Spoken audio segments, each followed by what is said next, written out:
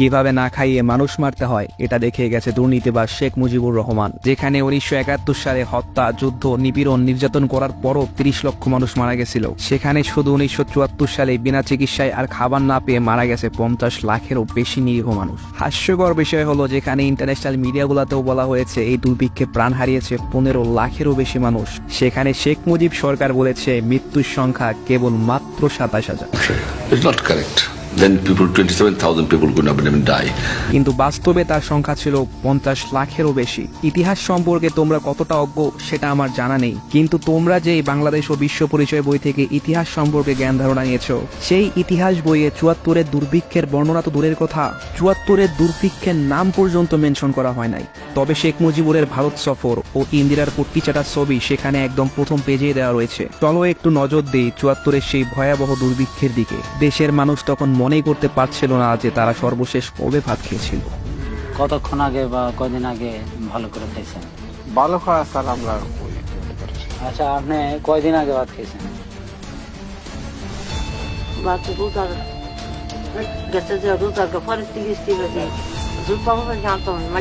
রোজার কয় মাস হবে? 3 months she did not see a single plate of rice. অনেকেই শুধুমাত্র এক বেলা ভাত খাওয়ার জন্য নিজের ভিটে মাটি পর্যন্ত বিক্রি করে দিয়েছিল। What you mean he sold half the hut Half the hut for purchasing food. in order to buy food? গোরস্থানে আসছিল সেদিন শত শত লাশ। তাদের মৃত্যু কেবল খাবার না পাওয়ার কারণেই। গোরস্থানে যারা মারা যাচ্ছে তাদের মধ্যে বেশিরভাগ লোক না খেয়ে মারা যাচ্ছে।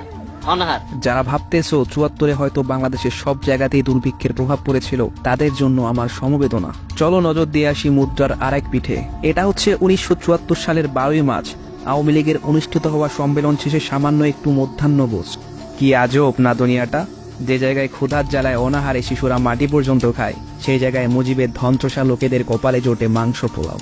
তাদের পোশাক আশাক দেখে বোঝার কোনো উপায় নাই যে সেই সময় বাংলাদেশের সর্বকালের সবচেয়ে ভয়াবহ দুর্ভিক্ষ হচ্ছে। তারা সব সময়ের মতোই স্বর্গে ছিল। শেখ হাসিনার মিডিয়া ও নিউজ পেপারগুলোর মতে স্বাধীনতার পর পাকিস্তান কেন্দ্রীয় ব্যাংকে মাত্র $18 রেখে গেছিল। কেন্দ্রীয় ব্যাংকে ছিল মাত্র $18, যা পরবর্তী 2-3 বছরে কাটিয়ে ওঠা সম্ভব হয়নি, যার প্রভাবে 1974 সালে শেখ মুজিবুর বেশি একটা খাবার আমদানি করতে পারে নাই, যার ফলস্বরূপ খাবার না পেয়ে 50 লাখেরও বেশি মানুষ মারা গেছিল।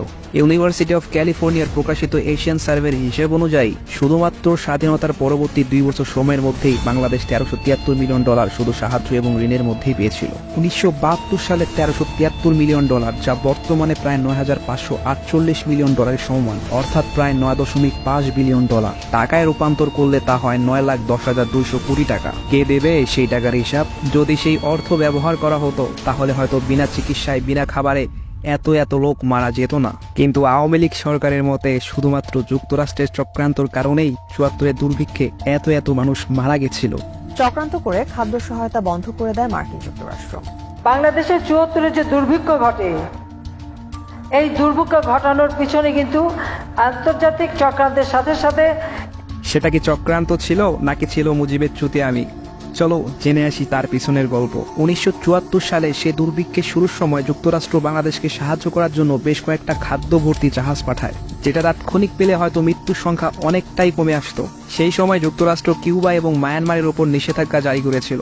মুজিবুর রহমান সবটা জানা সত্ত্বেও কিউবাতে চটের বস্তা রপ্তানি করার সিদ্ধান্ত নেয়, ব্যাস, যার ফলে অন্তিম মুহূর্তে যুক্তরাষ্ট্র তার পাঠানো জাহাজগুলো ফেরত নিয়ে নেয়। যুক্তরাষ্ট্রকে খোঁটা মেরে তার থেকেই সাহায্য ভিক্ষা চাওয়ার মতো চুতিয়ামি হয়তো মুজিবুর রহমান ছাড়া আর কেউই করতে পারবে না। এই ঘটনার কিছুদিন পর যখন বাংলাদেশের অবস্থা আরো খারাপ হতে থাকে, তখন WHO বাংলাদেশকে তৎকালীন $10.5 বিলিয়ন সমমূল্যের খাবার পাঠায় এবং ওয়ার্ল্ড ব্যাংক বিনা সুদে 50 মিলিয়ন লোন দেয়। ভাবার বিষয় এটা যে সার্ভাইভাল বিস্কুট দিল যুক্তরাষ্ট্র, খাবারের ব্যবস্থা করে দিল WHO, কিন্তু শেখ মুজিবের কাছে থাকা সেই লোনের 50 মিলিয়ন কোথায় গেল তার হদিশ আজ অব্দি পাওয়া যায় নাই। যদি সেই অর্থ ব্যবহার করা হতো তাহলে হয়তো বিনা চিকিৎসায়, বিনা খাবারে এত লোক মারা যেত না। ক্ষুধার জ্বালায় ছটফট করা অন্তত সেই শিশুদের মাটি খেতে হতো না। এই বিষয়ে বিদেশি এক সাংবাদিক মুজিবকে প্রশ্ন করে, মানুষ খাবার পাচ্ছে না। People are simply not getting food in this country. It's not correct. then people, 27,000 people could not even die. The people expected that few millions people will die. জবাবে মুজিব বলে এসবই গুজব, এসবই বানোয়াট। আমরা ফ্রিতে খাবার দিচ্ছি বলে মাত্র 27,000 লোক মারা গেছে, না হলে কয়েক মিলিয়ন লোক মারা যেত। তো চলো দেখে আসা যাক মুজিবের ফ্রিতে খাবার দেওয়ার কিছু নমুনা। ফ্রিতে খাবার দেওয়ার নাম করে কখনো দেওয়া হতো এক বাটি আটা, অথবা কখনো দেওয়া হতো একটা শুকনা রুটি। তা দিয়েই চলতে হতো একটা পরিবারকে একদিন। কখনো আবার খাবার নেওয়ার জন্য লাঠির আঘাতেই মৃত্যু হয়েছে কয়েক হাজার শিশু। খাবার বিতরণ করার সময় তাদের ব্যবহার ছিল পশু সমতুল্য। তারা ভুলেই গেছিল যে তারা তাদের মতো মানুষকেই খাবার দিচ্ছে। এখন ভাবতে পারো, মাত্র এক বাটি আটা আর শুকনা রুটি, বিদেশি সাহায্যের দেওয়া সেই $1,000,000 গুলা গেল কই? তুমি ভাবতে থাকো, ততক্ষণে আমরা ঘুরে আসি শেখ জামালের বিয়ে থেকে।